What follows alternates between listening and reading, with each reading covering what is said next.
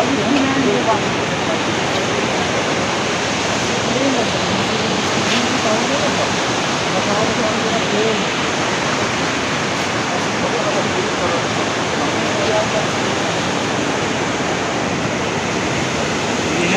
ना, इसके पास एक तो ये रखता है, एक को 100-150 ऊपर तक उधर से खाली है। ये सब पूरा रकबा इनके पास इस चीज़ के पास, ये कोई 14,000।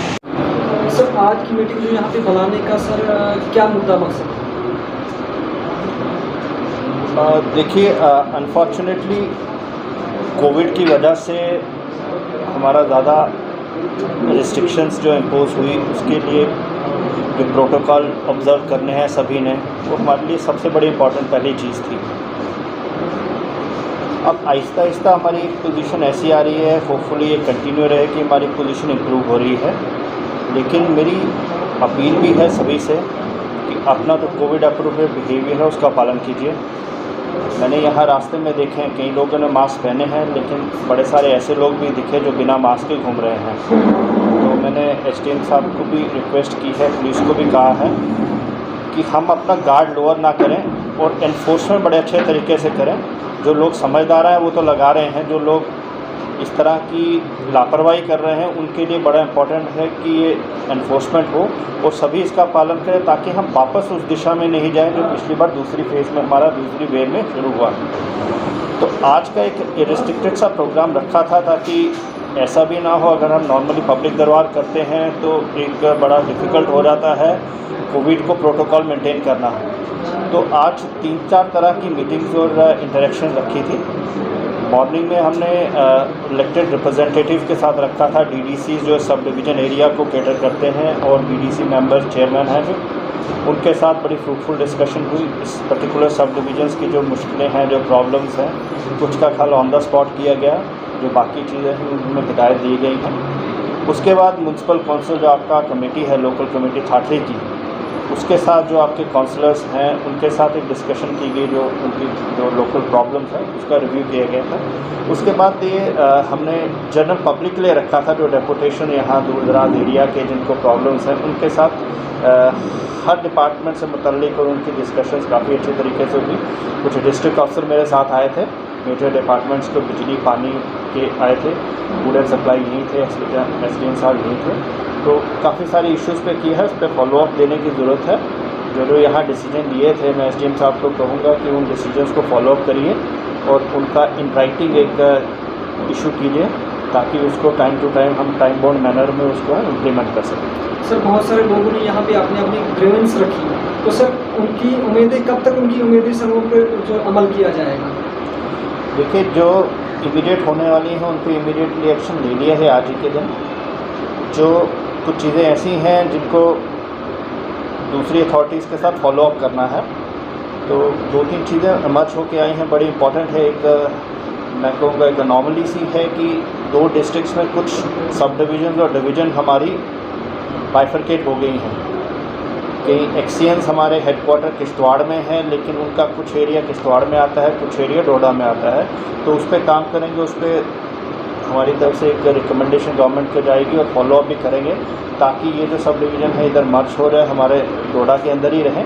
उसके लिए बड़ा इंपॉर्टेंट रहेगा, लोगों की तकलीफ भी कम होगी कि हर चीज़ के लिए उनको अगर किश्तवाड़ जाना पड़ेगा अपनी प्रॉब्लम्स के लिए, जबकि हेडक्वार्टर हमारा डोडा में है।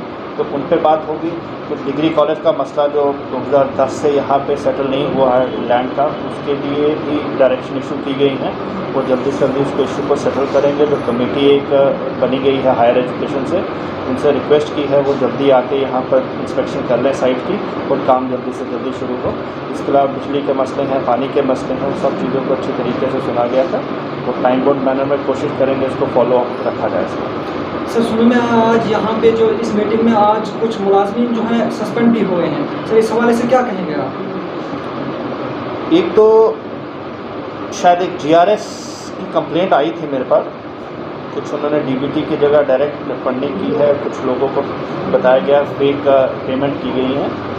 उसकी इंक्वायरी ऑर्डर की है और उसको सस्पेंड किया गया है कि प्राइमा फेशी इस्टेब्लिश्ड है कि उसने वो पेमेंट ठीक तरीके से नहीं की गई है, तो एक उसको सस्पेंड किया गया है। उसके अलावा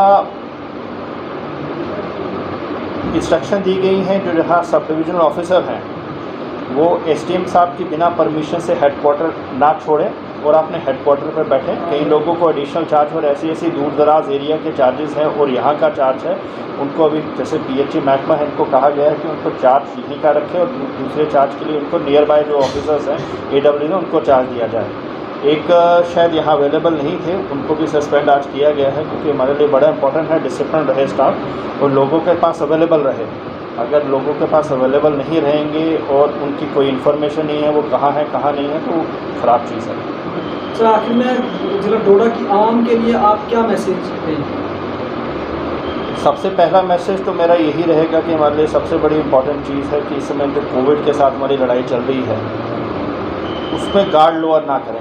मैंने देखा है कॉम्प्लिसेंसी लोगों में आई है, तो वो लोगों को भी अपनी रिस्पॉन्सिबिलिटी समझ के सोशल डिस्टेंसिंग और मास्किंग वगैरह करें। और वैक्सीनेशन तकरीबन हमारे यहाँ 45 से ऊपर इस एरिया में कंप्लीट हो चुकी है। 18 के ऊपर हमने मिशन मोड में स्टार्ट किया है। वैक्सीनेशन लगाएं और अपने पास प्रोटेक्ट हो रहे इम्यूनिटी बढ़ाएं और ये सारी कोविड एप्रोप्रिएट बिहेवियर है उसको पालन करें। उसके बाद फिर हमारे डेवलपमेंट एक्टिविटीज़ आती हैं। उस केस में बड़ा इंपॉर्टेंट है, मैंने यहाँ डायरेक्शन भी इशू की है कि जो आगे के हमारे प्लान्स हैं वो सारे तरीके से पब्लिसाइज हो, पंचायत घर में रहे, वेबसाइट्स पे हो, ताकि लोगों को पता चले कि उनके एरिया में क्या क्या काम हो रहे हैं और उन काम पे वो मॉनिटर रखें। सर एक आखिरी सवाल है मेरा कि जैसे कि यहाँ की यूथ में, यहाँ के कुछ लोगों ने जो है बिजनेस खोली थी, बैंक से लोन लिए थे, लेकिन इस वक्त तक कोविड की वजह से उन पर काफ़ी मुश्किलात का सामना करना पड़ रहा है और अभी तक किस्त भी भरनी पड़ रही है, लेकिन उनकी शॉप जो है बंद है। सर उनके लिए उस हवाले से आप क्या कहेंगे? अब तो कुछ तो गवर्नमेंट ने ऐसी सिचुएशन में, कोविड की सिचुएशन में आइडियली तो यही रहता है कि कंप्लीट लॉकडाउन ही रिकमेंडेड है, लेकिन हमारे कई सारे लोग इकोनॉमिक एक्टिविटी पर निर्भर हैं, जिसकी वजह से हमें रिस्ट्रिक्शंस को ईज़ करना बड़ा लाजमी है, क्योंकि अगर घर नहीं चलेगा तो बाकी चीज़ें कैसे होंगी। तो उस चीज़ के लिए अभी लॉकडाउन पूरे स्टेट में, हमारा यूटी में जो लॉकडाउन वीकेंड लॉकडाउन पे था वो भी ख़त्म किया है गवर्नमेंट ने, लेकिन साथ ही साथ एक कैविएट भी ये है कि लोग अपना इसका पालन करें, ताकि ऐसा ना हो कि हम जो थर्ड वेव कहने की बात हो रही है हम उसकी तरफ अग्रसर हों। हम इस समय इसको यही स्टॉप करना चाहते हैं। जो अच्छी पोजीशन है हमारी इस समय अचीव हुई है उसको और अच्छा करने की कोशिश करें। सर शुक्रिया। मैम आज यहाँ पे पार्टी के अंदर मीटिंग हुई, तो किस तरह की मीटिंग हुई और आपने अपने ख्याल किस तरह से रखे? Thank you. आज डीसी साहब ने सब डिवीज़न लेवल पे एक मीटिंग रखी हुई थी और ब्लॉक कहरा के बीडीसी, डीडीसी और ब्लॉक चराला के बीडीसी, डीडीसी और ठाठरी के ब्लॉक ये बीडीसी और डीडीसी सब बुलाए थे और पीआरआईज भी और पब्लिक भी बुलाई हुई थी। और हमने जितने भी हमारे मसाइल थे हमने डीसी साहब के साथ रखे।